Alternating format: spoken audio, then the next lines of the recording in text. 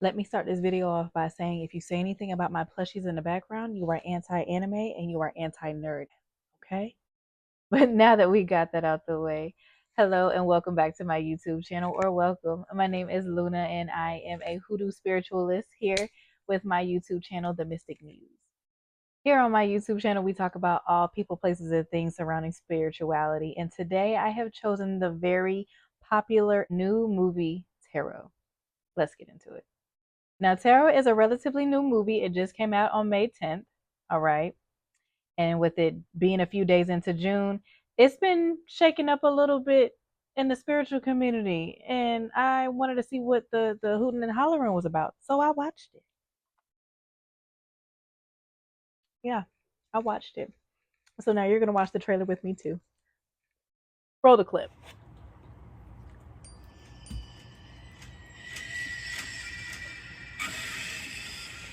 Hell no.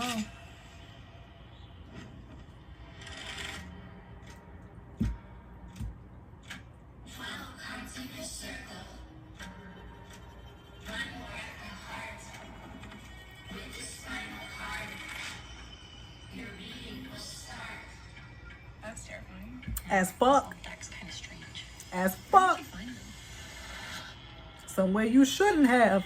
It's an unspoken rule not to use somebody else's cards. Who cares? Who's going first? That's your problem.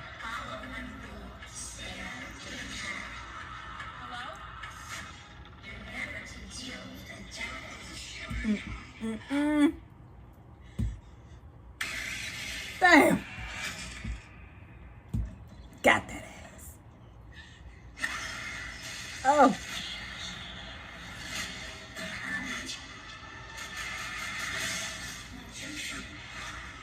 One thing about spirit. You call on spirit, they gonna come.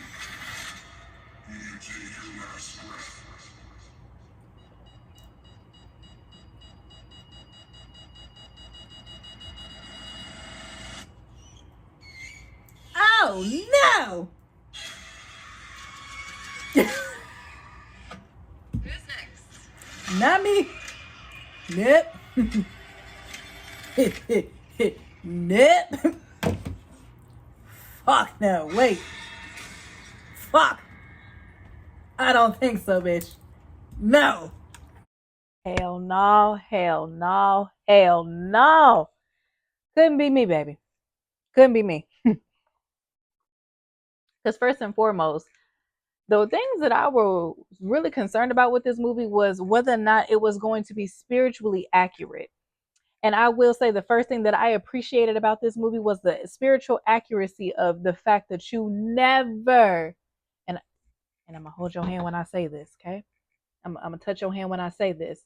You never touch another reader's deck, especially without permission. Okay, Buki? Haley was absolutely right. You do not touch another reader's deck without permission. And you damn sure don't touch a deck that you don't know where the hell it came from. Okay? Let's start with that. They decided, and she knew better. So this was everything that happened to them in this movie was karma, especially for Haley, because she knew better being the actual reader out of the group. She knew better. Again, you do not touch a deck that you do not know where it came from. And don't properly cleanse it at that. You are supposed to cleanse not only the space, but the tool of divination, whether it's tarot cards, a pendulum, bones, Kyrie shells, whatever your tool of divination is, you are supposed to cleanse the space and the tool itself. That is one of the things that I noticed that they did not talk about in the movie. And I wish they would have given a little bit of spiritual education on that, but that's what I'm here for, right? Now, moving on, not only did she receive instant karma from using a deck that she knew she shouldn't have used, she also did not properly close out that reading. Let's talk about the type of reading that she did. She did a zodiac reading. Now, I have done zodiac readings before. They are actual tarot spreads that you can use to do readings with. I'll insert a clip right here of what it looks like out of a actual book that I use personally to do readings. It's literally a book full of different spreads. If y'all want a video on that, we can talk about that in another video. Leave it down in the comments. Now, another interesting thing that I wanted to point out about the movie was the fact that Haley was not veiling when she decided to do her reading. Now, I'm not sure if they didn't really give a lot of background about what her spiritual avenue was. And I'm just going to say avenue because not everybody likes to identify with their religion. All right, we keep it respectful and neutral over here. So, again, there wasn't much context or background as to what her spiritual practice or background was. So, I mean, she could be Wiccan, she could just be someone who is a spiritualist and she doesn't really have a label or title, but it does to some make a difference depending on the culture and religion. Veiling makes a difference. I know y'all see me all the time with my white bandana or some type of white covering or some type of head covering, and I usually do it in white, black, or blue because those are the colors of protection, aka the colors of the Nazar, to keep away the evil eye, to keep away evil spirits. You know? So that is just something that I do personally. I know a lot of people who practice different ATRs in hoodoo. Again, I am a hoodoo spiritualist. So in that avenue of spirituality, it is known you are to veil, you are to cover your head to not only protect yourself, but also to respect and pay homage to those spirits that you are working with. So you wanted to know why spiritual workers should cover their head? Let's talk about it. For thousands and thousands upon thousands of years, people have dedicated so much time, study, and experience to understand how energy works. In the body, you have 7 different energy points, or systems, if you will, also known as the chakra system, or in a Kemetic language, the Aritu. At the top of your head, you have your crown chakra. Your crown chakra is the energy center that connects you directly to the spiritual realm. So when you are doing spiritual workings of any kind, even any connection with the spirit, like going to church, going to the cemetery, like I said, magical or energetic work, you want to have your head covered. The crown chakra is where all of your spiritual messages come from. It's where your downloads come from. So you want to have that protective barrier just so that any old thing, any old energy, any old spirit can't come through. In traditional black church, a lot of the women wear hats. Even at funerals, there's always a veil or a covering. Where toxic masculinity has skewed the knowledge is to say that men not having to wear hats or not being able to have hats gives them more access to the spirit, versus women wearing hats and wearing coverings limits their access because men are only supposed to get that access. That's absolutely wrong. That's why most of the healers are women. Okay, because the covering of the head, their energy centers are protected. So they are not unclear. Perhaps that's why feminine energy is wisdom and logic. And the men in these religious organizations are running amok and crazy and possessed with some weird, strange, evil spirits. Not only does it offer a protection for your crown chakra, it also focuses, centers, encourages, and strengthens energy in your third eye chakra.